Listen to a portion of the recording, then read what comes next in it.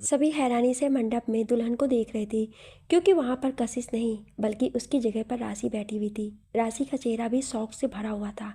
राशि ने सोचा था कि वो इस तरह से घूंघट के आड़ में दक्ष से शादी कर लेगी और किसी को पता भी नहीं चलेगा, और शादी के बाद कोई कर भी क्या पाएगा।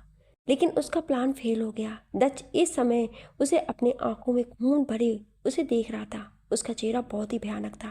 रंबा जी आगे आकर राशि को उठाकर कहती, तू यहाँ क्या कर रही है? कासू कहाँ है? उसकी बात पर राशि को समझ नहीं आता है, लेकिन वो आगे कहती है, वो माँ, जब मैं उसके कमरे में गई तो वो वहाँ नहीं थी और उसका शादी का जोड़ा वहीं पड़ा था। वो कहीं भाग गई, शायद वो शादी नहीं करना चाहती थी, इसलिए भाग गई होगी। मुझे लगा सबकी बहुत बदनामी होगी, इसलिए मैंने ये शादी का जोड़ा पहन लिया और यहाँ आ गई। रंबा ने उसे गुस्से से कहा, अगर ऐसा था तो जब मैं और जीजी तुझे लेने गए थे तब क्यों नहीं बताया? राशि ने कहा, मैं बहुत डर गई थी, मुझे लगा कि आप सभी कैसा रिएक्ट करेंगे, इसलिए मैंने कुछ नहीं कहा। सभी उसकी बात सुन रहे थे कि तभी दक्ष ने उसे पकड़कर कहा, झूठ बोलना बंद करो, मेरी कशिश कहीं नहीं जा सकती है। राशि ने कहा, ऐसा ही है, आपकी कशिश, सॉरी, सिर्फ कशिश अब यहाँ नहीं है, वो भाग गई है। आप शायद भूल रहे हैं, शादी के लिए हाँ बोलकर भागना तो उसके खून में है। क्यों सेजल, मैंने सही कहा ना? दक्ष ने राशि को गुस्से से कहा, अपना झूठ बंद करो, और अगर सेजल को इन सब में घसीटा तो अच्छा नहीं होगा। अब सच सच बताओ, कासू कहाँ है? दक्ष का गुस्सा देखकर सचिन सामने आकर कहता है, दक्ष, वो जब कह रही है कि कशिश नहीं है तो वो झूठ क्यों बोलेगी? दक्ष ने उससे कहा, क्योंकि ये झूठ बोल रही है। अगर यकीन नहीं होता है तो मैं अभी साबित कर देता हूँ। ये बोलकर वो राशि से कहता है, जब तुम कासू के कमरे में गई थी तब क्या हुआ? राशि कहती, वो कमरे में नहीं थी और उसका शादी का जोड़ा वहीं पड़ा था। उसकी बात पर दक्ष कहता है, लेकिन ये तो वो जोड़ा नहीं है जिसे कशिश ने पहना था। उसकी बात पर एक बार के लिए राशि डर जाती है, लेकिन वो खुद को कंट्रोल करके कहती है, ये वही जोड़ा है। दक्ष कहता है, जो शादी का जोड़ा मैंने कासू के लिए बनवाया था उसमें मेरी ही कंपनी के स्पेशल डिमांड लगे थे, और ये वो जोड़ा नहीं है, इसमें सभी नकली डिमांड है। और अगर ये जोड़ा नहीं है तो तुम्हारे पास सामने जोड़ा इतनी जल्दी कैसे आया? क्योंकि अभी 1 घंटे पहले ही कशिश को सभी लोगों ने घर में देखा था, तो 1 घंटे के अंदर तुम्हें उसी के जैसा हूबहू जोड़ा कैसे आ गया? क्या तुमने फ्यूचर देख रखा था? उसकी बात सुनकर सभी सन्न रह जाते हैं। राशि को नहीं पता था कि दक्ष इतना शार्प माइंडेड है। दक्ष ने राशि को देखते हुए गुस्से से कहा, तुम अब बताओगी कि मेरी कासू कहाँ है, या फिर ये बोल। उसने अपने एक आदमी को इशारा किया तो उस आदमी ने उसके हाथों में गन दे दी। दक्ष ने उसे राशि के माथे पर पॉइंट करके कहा, अब बताओगी या ये फिर जान से जाओगी? सभी दक्ष की हरकत से हैरान हो जाते हैं। राशि डर जाती है। सचिन कहता है, दक्ष, मैं मानता हूँ कि तुम जो कह रहे हो वो सच है, लेकिन तुम ऐसे राशि पर शक नहीं कर सकते हो। अपनी गन नीचे करो। दक्ष राशि की ओर देखकर कहता है, तुम्हें क्या लगता है मैं इतना बेवकूफ़ हूँ कि मैं कुछ समझ नहीं पाऊंगा तुम्हारे इरादे को, कि तुम्हारा इरादा क्या है? तुम जब से आई हो मैंने तुम्हारी हर हरकत को नोटिस की है। तुम्हारे दिल में कशिश के लिए जो नफरत है उसे मैंने पहले दिन ही पहचान लिया था। मुझे लगा ये सिर्फ गर्ल्स की आम बात है, लेकिन तुम्हारी आज की हरकत से ये प्रूफ हो गया है कि कशिश से तुम्हारी नफरत कहाँ तक है। अब बताओगे कि कासू कहाँ है, इससे पहले मैं तुम्हारी जान ले लूँ। ऐसा होते ही राशि अचानक से जोर जोर से हंसने लगती है। सभी हैरानी से उसे देख रहे थे। राशि अपने गले से वरमाला निकालते हुए कहती है, ओह, अब अच्छा है, मुझे नाटक नहीं करना पड़ेगा। फिर वो दक्ष की ओर देखकर कहती है, हाँ, मैंने ही गायब किया है तुम्हारी कासू उफ कशिश को। हाँ, है मुझे उससे नफरत, उतनी नफरत करती हूँ जितना कोई किसी से प्यार भी करता होगा।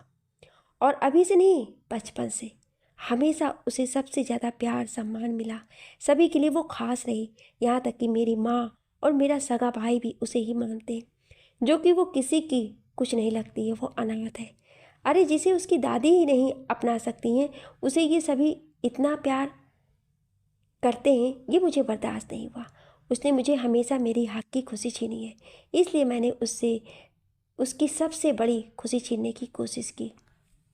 छीन भी लेती अगर आज मिस्टर दक्ष ओबेरॉय मुझे पहचान नहीं पाते। लेकिन कोई नहीं, अगर मेरे नहीं हुए तो कशिश के भी नहीं होंगे, क्योंकि वो एक ऐसी जगह पर है जहाँ पर कुछ ही देर में वो अपने हाथ से ऊपर की ओर इशारा करके, भवन के पास जाने वाली है। ये बोलकर वो हंसने लगती। दच उसे मारने के लिए बढ़ता है, लेकिन विजय और सचिन उसे रोक लेते हैं, ये कहकर कि अभी उसे कशिश को ढूंढना होगा, इसे बाद में देख लेंगे। राशि कहती है, जाओ जाओ, ढूंढो ढूंढो। ये बोल वो जोर जोर से हंसने लगती है। क्रिस आदमियों से कहता है कि वो राशि को कहीं जाने नहीं दे। इसके बाद सभी उसे ढूंढने लगते हैं, लेकिन वो किसी को नहीं मिल रही थी। रावी, जो अब सबकी बातें सुन और समझ सकती थी और कभी कभी अपनी मूवमेंट भी देती थी, उसकी नज़र अचानक से कहीं जाती है। तभी कुछ ऐसा होता है कि सभी हैरान और शॉक्ड हो जाते हैं। सभी के कानों में एक आवाज़ आती है, कासू। सभी इस आवाज़ की दिशा में देखते हैं तो शॉक्ड जाते हैं, क्योंकि यह आवाज़ किसी और की नहीं बल्कि रावी की थी, जो अपनी व्हील चेयर से खड़ी हो चुकी थी। यह आवाज़ उसकी थी। रावी ने अपने हाथों को उठाकर एक और इशारा किया हुआ था। जब सभी उसके किए हुए इशारे की ओर देखते हैं तो एक बार और शॉक्ड हो जाते हैं, क्योंकि वहाँ पर दुल्हन के जोड़े में कशिश थी, जिसे बांध कर रखा गया था। कशिश को झूमर से बांधा गया था, जो कि ऊपर से बहुत नुकीला था, और अगर वो थोड़ा सा भी हिलता तो कशिश के शरीर में बहुत से नुकीले तार लग जाते, जिससे उसका बचना नामुमकिन था। सभी डरी हुई नज़रों से कशिश को देख रहे थे। कशिश बेहोश थी। उसे खुद भी नहीं पता था कि वो इस समय कितने बड़े खतरे में है। कशिश को ऐसी हालत में देखकर दच एक पल के लिए डर गया। उसकी हार्ट बीट भी बहुत कम हो चुकी थी। सभी के कानों में राशि के हंसने की आवाज़ आती है। सभी गुस्से भरी नज़र से उसे देख रहे थे। राशि कहती है, मैंने कहा था ना कि अगर तुम मेरे नहीं हुए तो मैं तुम्हें कशिश का भी नहीं होने दूंगी। अब देखते जाओ कैसे तुम्हारी प्यारी कशिश तुम सभी के सामने अपनी जान से हाथ धोती है। ये बोलकर वो फिर हंसने लगती है। तभी उसके गालों पर एक झन्नाटेदार थप्पड़ पड़ता है, जिससे उसका चेहरा एक और झुक जाता है। राशि देखती है कि उसे थप्पड़ किसी और ने नहीं बल्कि उसकी माँ ने मारा है। वो अपनी माँ को गुस्से से देखते हुए कहती, आपने मुझे थप्पड़ मारा? उसकी बात पर रंभा जी ने कहा, काश मैंने ये थप्पड़ तुझे तब मारा होता जब तूने पहली बार कशिश के साथ बदसलूकी की थी। कशिश ने कभी भी तेरे हिस्से का कुछ भी नहीं लिया था। उसे हमेशा अपने हिस्से का ही मिला था।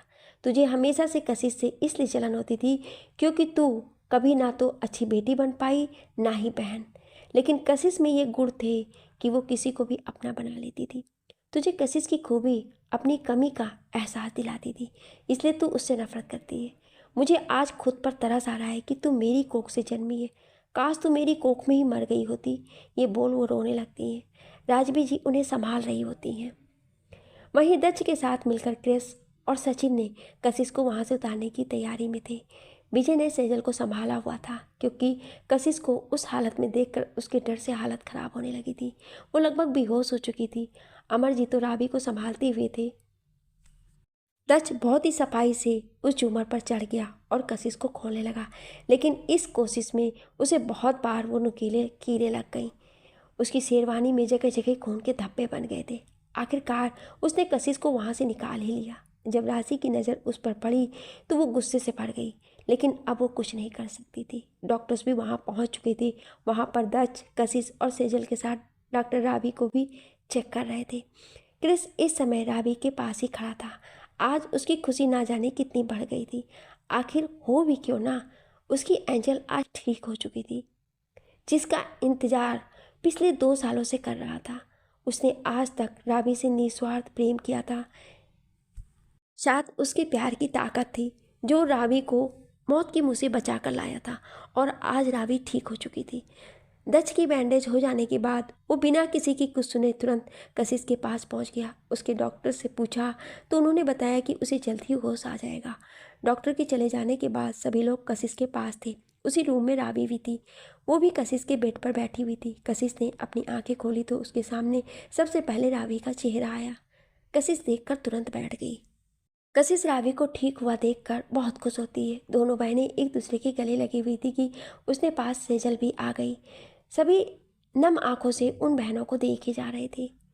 तभी राजवी की आवाज़ आती है, अगर तुम सभी का मेल मिलाप हो गया हो तो कशिश को तैयार करो। आज उसकी शादी है और उसमें ज़्यादा टाइम नहीं बचा है। उनकी बात सुनकर सभी हाँ में सिर हिलाते हैं। कुछ ही देर में कशिश और दक्ष मंडप में बैठे थे और उनकी शादी हो रही थी। दोनों ने साथ में फेरे लिए। दक्ष ने उसकी मांग में सिंदूर भरा और गले में अपने नाम का मंगलसूत्र पहनाया, जिसके बाद दोनों जन्म जन्मांतर के लिए एक दूसरे के हो गए। सभी लोग उन्हें खुशी लिए हुए चेहरे से देख रहे थे, लेकिन कोई ऐसा था जिसकी नज़र कहीं और थी। ये थी क्रिस, जो राबी को देख रहा था, लेकिन ना जाने क्यों राबी ने उसे एक बार भी नहीं देखा था। कशिश कमरे में बेड पर बैठी हुई थी। उसने एक लंबा सा घूंघट लिया हुआ था। वो कमरा बहुत ही खूबसूरती से सजा हुआ था। चारों ओर रोज और जैस्मिन की फूलों की सजावट के साथ वाइट कर्टन, कैंडल्स और एक मनमोहक फ्रेग्रेंस चारों ओर फैली हुई थी। वो कमरा बहुत ही रोमांटिक लग रहा था। कशिश की धड़कनें हर एक मिनट बढ़ रही थी। आज वो अपने दज की सुहागन बन चुकी थी, पूरी रस्मों और रिवाजों के साथ। और समाज के बीच में ये रिश्ता इस बार ना तो किसी के गुस्से और बदले की वजह था, ना ही मजबूरी में था। इस बार ये रिश्ता प्यार और सहमति से था। कशिश के दिल में हलचल, घबराहट और बेचैनी के साथ साथ शर्म भी थी। आज वो यहाँ इस कमरे में देख दज की नई दुल्हन के रूप में सुहाग की सेज पर उसका इंतजार कर रही थी। कमरे का दरवाज़ा खुलता है। दज कमरे में आता है और दरवाजे को बंद करके उसी से लगकर खड़ा हो जाता है। एक बार कमरे को देखता है, फिर अपनी पत्नी कशिश को जो बेड पर घूंघट लिए बैठी थी उसे देखकर दज की हैरत वेट ने एक बिट मिस कर दिया। वो धीरे धीरे उसके करीब बढ़ता है। जैसे जैसे वो कशिश के करीब बढ़ रहा था, उसके दिल की धड़कन भी बढ़ती जा रही थी। वो आकर बिस्तर पर बैठ जाता है उसके सामने। उसका दिल अपनी रफ्तार पर था। दक्ष ने कशिश के घूंघट को ऊपर किया और उसे देखकर जैसे वो होश आ गया। उसके नाम के सिंदूर जो उसके माथे पर फैला था, वो कशिश की सुंदरता को और बढ़ाने के साथ साथ दक्ष को यह एहसास करा रही थी कि अब वो सिर्फ उसकी है। दक्ष ने कशिश के चेहरे को देखकर एक आह भरी और अपने पॉकेट से एक बॉक्स निकाला। उसने कशिश के सामने उस बॉक्स को किया। कशिश ने अपने शर्म से बोझिल आंखें उठाई और दक्ष की ओर देखा तो उसने उसे अपनी आंखों से ही उसे खोलने का इशारा किया। कशिश ने जब उसे खोल कर देखा तो उसमें एक चैन थी जिसमें डायमंड का एक लॉकेट था, साथ ही एक ब्रेसलेट थी। दज ने वो चैन उसके गले में पहना दी और उस ब्रेसलेट की ओर इशारा किया तो कशिश ने उसे उसके हाथ में पहना दी। दज ने उससे कहा, तुम्हें पता है कासू, इसमें जो डायमंड लगे हैं वो हमारे हार्ट से कनेक्टेड है। तुम्हारे दिल का हाल मुझे पता चलेगा और मेरे दिल का तुम्हें। उसकी बात सुनकर कशिश के चेहरे पर एक मुस्कान आ गई। दज ने अपना हाथ कशिश के सामने किया। कशिश ने एक बार उसके हाथ को देखा, फिर उसके हाथ पर अपना हाथ रख दिया। दज उसका हाथ पकड़कर उसे बालकनी में लाया। कशिश ने देखा कि वहाँ पर एक पोर्ट्रेट है जिसे ढक कर रखा गया है। दज ने कशिश को उसे खोलने को कहा। जब कशिश ने उस पर से कवर हटाया तो उसकी आंखों में खुशी के साथ साथ नमी भी आ गई, क्योंकि सामने कामनी और नामित जी की तस्वीर थी। कशिश ने दज को देखा और उसके गले लग गई। कशिश ने कहा, दज, आप नहीं जानते, आपने जो ये गिफ्ट दिया है ये मेरे लिए सबसे ज़्यादा प्रीसियस है। दज ने उसे खुद से अलग किया और उसे पीछे से बाहों में भरते हुए सामने की तस्वीर को देखकर कहा, माँ पापा, आज से आपकी ये कार्टून पूरी तरह से मेरी हुई। वादा करता हूँ इसे वो सारी खुशियाँ दूंगा जो आप दोनों देना चाहते थे। दक्ष की बात सुनकर कशिश के चेहरे पर एक मुस्कान आ गई, लेकिन वो झूठा गुस्सा दिखाते हुए कहती है, मैं आपको कार्टून लगती हूँ? उसकी बात पर दक्ष ने उसे कमर से पकड़कर खुद से लगा लिया और उसके नाक पर टैप करते हुए कहता है, हाँ, लेकिन सिर्फ मेरी। ये बोलकर वो उसके फॉरहेड पर एक लाइट किस कर देता है। उसकी किस करते ही कशिश की आंखें बंद हो जाती हैं। दज ने जब कशिश को ऐसे देखा तो उसकी आंखों पर अपने होंठ रख दिए। फिर वो उसके होठों की ओर बढ़ने लगा, लेकिन वह उसके होठों को छू पाता उससे पहले ही कशिश उसे धक्का देकर कमरे में भाग जाती है। दज उसकी शर्म को महसूस कर मुस्कुरा देता है। कशिश भागकर कमरे में आ जाती है और मिरर के सामने खड़ी हो जाती है। मिरर में उसे दज बालकनी के दरवाजे के पास अपने हाथों को अपनी चेस्ट पर बंधे खड़ा दिखता है। दक्ष अब तक कशिश के पास आ चुका था। उसने धीरे से उसके कंधे पर हाथ रखा ही था कि कशिश मुड़कर उसकी बाहों में समा गई। मिल ही गई वो खुशी थी जो हमारे भाग की, अग्नि परीक्षा दे के पाई रात ये सुहाग की। दक्ष ने उसे खुद से दूर किया और उसके होठों पर अपने होठ रख लिए। कशिश के हाथ उसकी गर्दन और बालों में उलझ गए। वो भी दक्ष का पूरा साथ दे रही थी। दोनों की किस पैशनेट हो चुकी थी। दक्ष कशिश से अलग हुआ। दोनों की सांसें बढ़ी हुई थी। दक्ष ने कशिश को अपने बाहों में उठाया और उसे लाए हुए बेड की ओर बढ़ गया। कशिश ने शर्म से अपना चेहरा दक्ष के सीने में छुपा लिया। दक्ष ने कशिश को बेड पर सुलाया और उसके ऊपर आ गया। उसने हाथ बढ़ाकर कमरे में जल रही लाइट को बंद कर दिया। अब सिर्फ कैंडल की ही रोशनी कमरे में थी, जो उस माहौल को और भी रोमांटिक बना रही थी। आज की रात दच और कशिश के मिलन की रात थी। आज दोनों एक हो चुके थे। जो रिश्ता दिल से जुड़ा था, आज वो रूह और जिस्म से भी जुड़ गया था। रावी अपने कमरे में लेटी हुई थी, लेकिन उसे आज नींद नहीं आ रही थी। शायद उसे क्रिस की कमी खल रही थी। आखिर इतने समय से वो हर समय उसके साथ रहता था। रावी परेशान होकर कहती है, क्या हो रहा है? मैं ऐसा नहीं कर सकती हूँ। मुझे अपनी सच्चाई पता है। मैं क्रिस की लाइफ में आकर उसकी लाइफ बर्बाद नहीं कर सकती हूँ। ये सब कहते हुए उसकी आंखें नम हो चुकी थी। जब उसे नहीं होता है तो वो उठकर छत पर चली जाती है, लेकिन जब वो छत पर जाती है तो उसके कदम वहीं ठहर जाते हैं, क्योंकि वहाँ पर क्रिस खड़ा था। क्रिस को वहाँ देखकर रावी वहाँ से जाने के लिए जैसे ही कदम उठाती है, उसके कानों में आवाज़ आती है, एंजल। अपने कमरे में सचिन बैठा सोच रहा था। जो आज हुआ उसे यकीन ही नहीं हो रहा था कि उसकी बहन ऐसा कर सकती है। उसने खुद से ही कहा, राशि क्यों किया तुमने ये सब? आखिर क्या कमी रह गई थी? तुम्हारी हर जिद को मैंने पूरा किया तो क्यों? तभी उसके कंधे पर किसी ने हाथ रखा। सचिन ने देखा कि वहाँ उसकी माँ रंभाजी खड़ी थी। उन्हें देखकर सचिन ने कहा, माँ, क्या मैं एक अच्छा भाई नहीं हूँ? मैंने सोचा था कि परवरिश पर खून कभी भी हावी नहीं हो सकता है, लेकिन मैं गलत था माँ, मैं गलत था। सचिन की आंखों में आंसू बहने लगते हैं। उसकी माँ ने उसे अपने गले से लगा लिया। आखिर वो भी राशि की करनी से हर्ट थी। राशि रंभाजी की सगी बेटी नहीं थी, लेकिन उन्होंने उसे कभी भी ये एहसास होने नहीं दिया था। रंभाजी के पति एक नेक दिल आदमी थे। रंभाजी ने जब सचिन को जन्म दिया तो उनकी एक फ्रेंड उनसे मिलने आई। उसका नाम हेमा था। हेमा एक मॉडर्न ख्यालातों वाली लड़की थी। दिखने में वो रंभाजी से कम सुंदर थी, इस वजह से वो उनसे जलती भी थी। हेमा ने जब रंभा के पति सुमित जी को देखा तो उसे रंभा से और जलन बढ़ गई, क्योंकि वो दिखने में काफ़ी हैंडसम थे।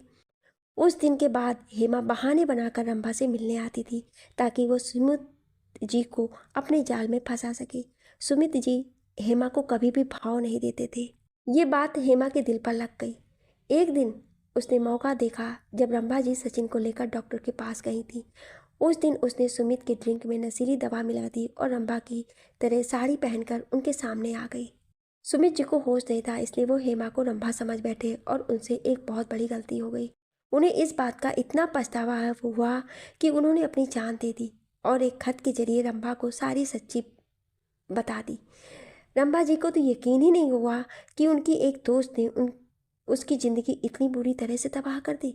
उस दिन के बाद हेमा कभी नहीं आई। एक दिन रंभा जी के पास एक हॉस्पिटल से फ़ोन आया। जब वो वहाँ पहुँची तो उन्हें हेमा अपनी आखिरी सांसें लेती मिली। हेमा ने रंभा जी से बहुत माफ़ी मांगी और अपनी बच्ची को उनके हवाले कर दिया। रंभा जी को भी समझ नहीं आया। हेमा तो इस दुनिया से चली गई और अपनी 3 दिन की बच्ची को रंभा जी के हवाले कर गई। रंभा जी ने जब उस बच्ची को देखा तो उसकी मुस्कान उनके दिल को छू गई और उन्होंने उसे अपना लिया। आखिर वो थी तो उनके पति का अंश, भले ही वो एक धोखे का नतीजा थी, लेकिन रंभा जी ने उसे पूरे दिल से अपनाया। उन्होंने सचिन और राशि में कभी कोई अंतर नहीं किया। लेकिन कहते हैं ना कि खून अपना असर दिखा ही देता है। शायद हेमा का असर राशि पर ही आ गया। रंभा जी ने सचिन से कहा, हम कल ही यहाँ से चले जाएंगे और राशि को दच से माफ़ कर देने को कहेंगे। सचिन ने कहा कि दच ने उसे छोड़ दिया है और अब वो उसे लंदन भेजेगा। रंभा जी को भी उसकी बात सही लगी। दोनों ने कुछ देर बातें की, फिर सोने चले गए। अगली सुबह दक्ष का कमरा। जब कशिश की नींद खुली तो वो दक्ष की बाहों में थी। दक्ष उसे खुद से सीने से लगाए सो रहा था। कशिश ने जब दक्ष को देखा तो उसके चेहरे पर एक शर्म भरी मुस्कान आ जाती है, क्योंकि दक्ष के चेहरे पर लिपस्टिक लगी हुई थी जो उसकी ही थी। कशिश के जहन में कल रात के सारे हसीन पल ताज़ा हो जाते हैं। वो खुद को उसकी बाहों से छुड़ाने की कोशिश करती है, लेकिन कर नहीं पाती है। कशिश खुद से कहती है, ये इतनी मजबूती से तो नींद में नहीं पकड़ सकते हैं, ये जरूर जाग रहे होंगे। उसने दक्ष को देखा जिसकी आंखें बंद थी। तभी कशिश ने कुछ ऐसा किया जिससे दक्ष की आंखें खुल गईं। वह हैरानी से उसे देखने लगा। कशिश के चेहरे पर एक शरारत भरी मुस्कान थी। दक्ष हैरानी से अपनी आंखें खोले कशिश को देख रहा था। कशिश मुस्कुराकर देख रही थी। दक्ष कुछ करता उसके पहले ही कशिश वहाँ से भाग जाती है। कशिश जाकर बाथरूम का दरवाज़ा बंद करती है। उसके पहले ही दक्ष ने दरवाजे पर हाथ रख दिया। कशिश दरवाज़ा नहीं बंद कर पाती। दच अंदर आकर दरवाज़ा बंद करके डेविड इस्माइल के साथ कहता है, आप मुझे छेड़कर ऐसे तो नहीं बच सकती हो। ये बोलकर वो कशिश की ओर बढ़ने लगता है। कशिश पीछे जाने लगती है, तभी दच उसे पकड़ लेता है और कहता है, आप कहाँ जाओगी। ये बोलकर वो उसके होठों पर अपने होठ रख देता है। कुछ ही देर में दोनों अपनी प्यार भरी दुनिया में खो जाते हैं। वहीं राबी जब उठती है तो उसकी नज़र उस कमरे की ओर जाती है जो पहले क्रिस का कमरा हुआ करता था। उसे याद आता है कि अब वो उस कमरे में नहीं रहता है, क्योंकि उसमें उसने पायल की यादों को बसाया हुआ है। वो उस ओर चली जाती है। जब उस कमरे के सामने जाती है तो उसकी नज़र एक वॉल पर पड़ती है जिस पर पायल की एक बड़ी सी फ़ोटो लगी हुई थी। उसे देखकर वो कहती है, कितनी अजीब चीज़ होती है ये किस्मत भी, जो नायाब होता है उसे दूर कर देती है, जो लायक नहीं होता है उसे। ये बोल वो आगे कहती है, क्रिस आपके थे और आपके ही रहेंगे। हम आपके प्यार को कभी नहीं छीनेंगे। जानती हूँ वो मुझे बहुत प्यार करते हैं, शायद इतना कि मैं इमेजिन भी नहीं कर सकती हूँ। लेकिन मेरी किस्मत ही ख़राब है जो मैं चाह कर भी उन्हें नहीं अपना सकती हूँ। मैं उनके लायक नहीं हूँ। मैं अपने अतीत की काली परछाई उनके ऊपर नहीं पड़ने दे सकती हूँ।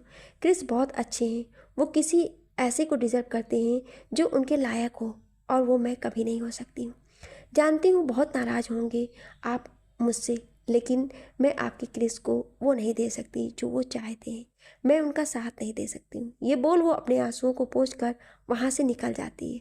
उसके जाते ही क्रिस, जो वहीं बालकनी में था, वो बाहर आता है और कहता है, तो ये वजह है, वादा करता हूँ तुमसे कि तुम खुद अपने प्यार का इजहार करते हुए मेरे पास आओगी, वो सिर्फ 24 घंटे में।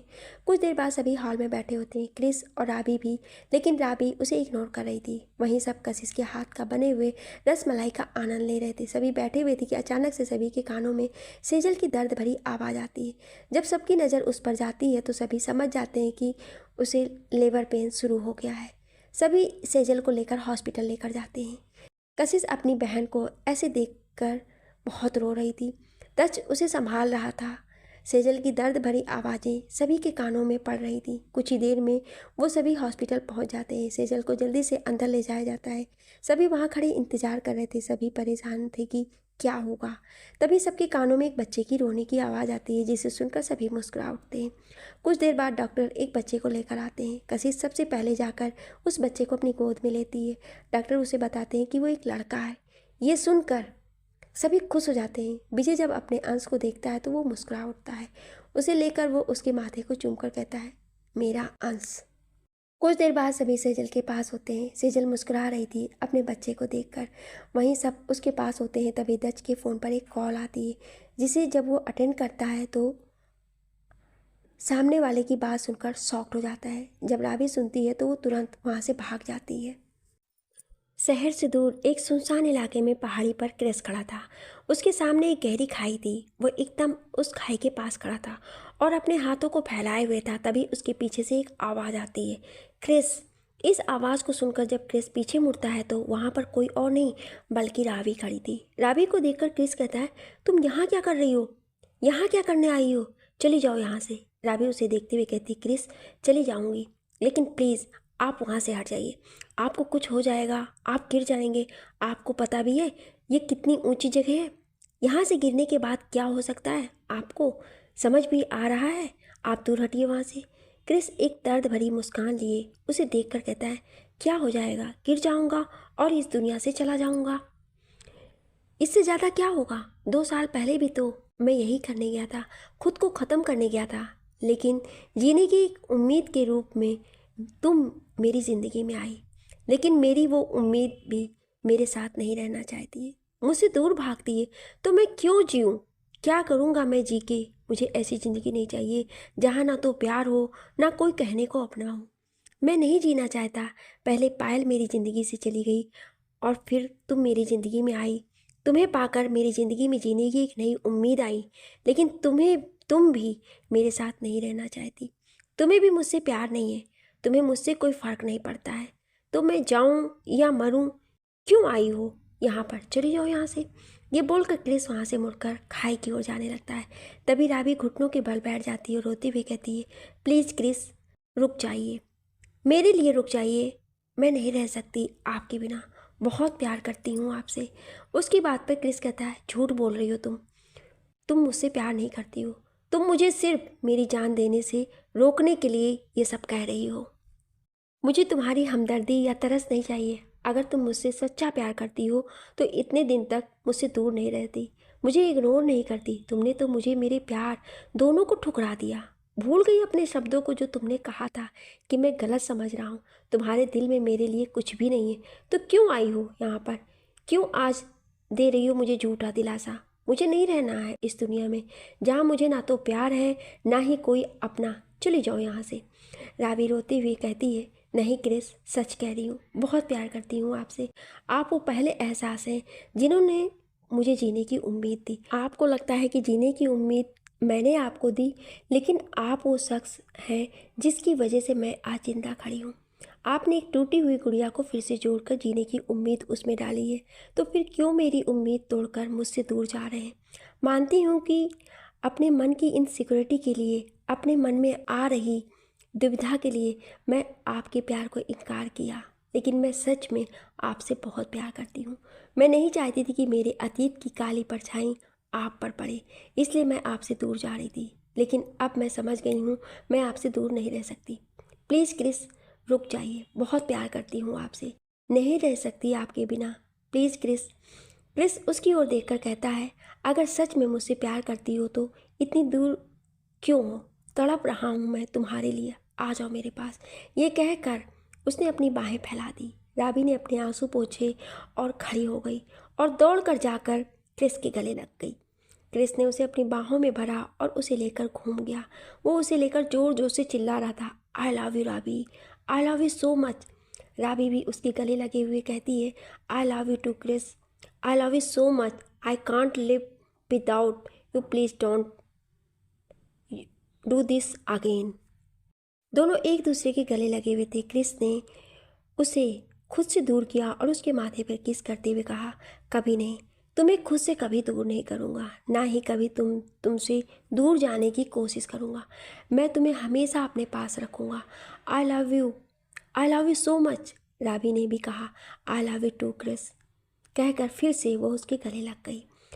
वो दोनों एक दूसरे के गले लगे हुए थे कि तभी कुछ लोगों की ताली बजाने की आवाज़ आती है। जब दोनों मुड़कर देखते हैं तो वहाँ पर दच, कशिश, विजय और सेजल के साथ साथ पूरा परिवार खड़ा था। दच ने कशिश का हाथ पकड़ा हुआ था और सेजल की गोद में उसका बच्चा था। क्रिस ने दच को देखा और आंखों से ही थैंक यू कहा तो दच ने उसे कहा, सिर्फ थैंक यू से काम नहीं चलेगा, आकर गले लगना पड़ेगा। ये कहकर उसने अपनी बाहें फैला दी तो क्रिस राबी का हाथ पकड़कर उसके सामने गया और उसके गले लगकर कहता है, थैंक यू सो मच भाई, आज आपकी वजह से मुझे मेरा प्यार मिल गया। राबी ने जब सुना तो उसकी आंखें बड़ी बड़ी हो गई। उसने क्रिस को अपनी छोटी आंखें छोटी करके देखा और कहा, क्या मतलब है तुम्हारा? उसकी बात पर क्रिस ने अपने जीभ के दांतों तले काट लिया और कहा, सॉरी। राबी उसे देख रही थी, तभी कशिश ने कहा, यह सब दच का प्लान था ताकि तुम्हारे दिल की बात तुम्हारे जुबान पर आ सके, और देखो उनका प्लान कामयाब हो गया और आज तुम दोनों एक हो गए। राबी अपना मुंह खोलकर सबको देख रही थी, फिर अचानक से उसने क्रिस को मारना शुरू कर दिया। क्रिस उसे भागते हुए कह रहा था, देखो ये सही बात नहीं है, तुम अभी से घरेलू हिंसा नहीं कर सकती हो। अरे यार, अभी तुम्हारी शादी भी नहीं हुई है, तुम इस तरह से मुझे नहीं मारो यार, सब देख रहे हैं, वो उन्हें कैसा लगेगा मैं अपनी होने वाली वाइफ के हाथों से मार खा रहा हूँ। उसके बात सुनकर राबी उसे और ज़ोर ज़ोर से मारने लगती है और कहती है, तुम एक नंबर के नौटंकी इंसान, तुमने ये सब एक नाटक किया तो मैं तुम्हें छोड़ूंगी नहीं। क्रिस उसकी बात पर चिल्लाते हुए कहता है, मैं चाहता भी नहीं हूँ कि तुम मुझे छोड़ो और मैं ये कभी नहीं होने दूंगा। ये कहकर वो ज़ोर से चिल्ला देता है। राबी उसे जो मिल रहा था वो खींच कर मारे जा रही थी और क्रिस वहाँ से भागे जा रहा था। सभी परिवार वाले दच, कशिश, सैजल और विजय सब उसे देखकर मुस्कुरा रहे थे और एक दूसरे को देखकर स्माइल करते हैं। दच कशिश को अपने सीने से लगाकर कहता है, आज इनकी कहानी भी पूरी हो गई, आज ये भी एक हो गए, बिल्कुल हमारी तरह। कहकर वो कशिश के सिर पर एक प्यार भरा किस कर देता है। कशिश दच को देखकर कहती है, इनका भी रिश्ता हमारी तरह होगा, जिद्दी प्यार का रिश्ता। तो फ्रेंड्स, आज इनकी इस कहानी का अंत होता है। आप सभी ने इस कहानी को बहुत ही ज़्यादा प्यार दिया, इसलिए आप सभी को बहुत ज़्यादा थैंक यू। मेरी बाकी की कहानियों को भी इसी तरह से प्यार दीजिएगा। जल्द ही मिलेंगे एक नई कहानी के साथ। आपको ये कहानी कैसी लगी कमेंट करके ज़रूर बताइएगा। Thank you.